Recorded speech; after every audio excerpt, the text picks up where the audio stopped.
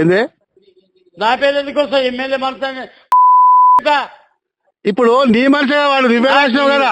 అవయ్య పోయిండు, వాడు పోయిండుకి ఇట్లా పోయిండు, ఎవడో నీ మనిషి అని చెప్పేస్తే నేను మాట్లాడు. అట్లా కాదు, పోయినందుకే ఇప్పుడు నీకు పోయినందుకే దృష్టిలోకి వచ్చింది కదా. నువ్వు ఎమ్మెల్యే అని ఎందుకు పెట్టినావు నా పేరు?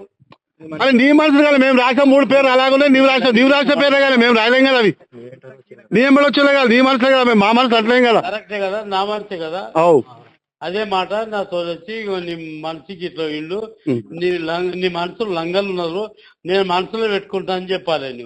నువ్వేమని పెడతావు? ఎమ్మెల్యే మనసు, ఎమ్మెల్యే పార్టీలకి వెళ్ళి వచ్చి చెప్తావా?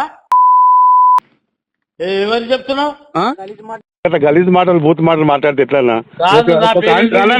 ఒక కాన్స్టిట్యూన్సీ ఎమ్మెల్యే నీ స్థాయి మించిన మాటలు కావు, నీ స్థాయి దగ్గర మాటలు కావాలి.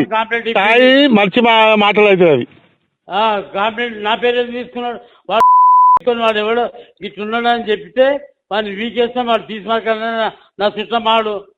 ఇప్పుడు నీ చుట్టమో ఎవడో గాని వాళ్ళు వచ్చింది కాబట్టి ఎమ్మెల్యే అనుచరులు, ఎమ్మెల్యే మనుషులు కాబట్టి అన్న నువ్వు రాసినప్పుడు నీకు తెలియాలి కానీ ఎవడ టీఆర్ఎస్ వాడా, బీజేపీ వాడా, బీఆర్ఎస్ వాడా, కాంగ్రెస్ వాడా అని నేను ఆ రోజు చెప్తాను.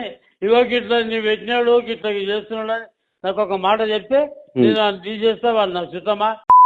మేము కాంగ్రెస్ పార్టీ భూభారత్ పెట్టినట్టు 100 మంది వచ్చినాం. ఇక కూర్చోం, మీకు వీడియో కాల్ పెడతా. మేము మొదటి వస్తే వాళ్ళేమో అది లేదు, నువ్వేమో పేరు రాస్తేమో వాడిని కొడతావు అంటావు. ఎందుకు పెడతారు నా పేరు?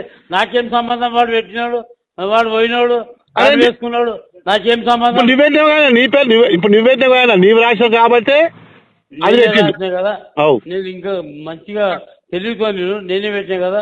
వాడు లంగా, నేను దొంగను, నేను లంగను పెట్టినా, లంగను పెట్టినా, నేను దొంగను.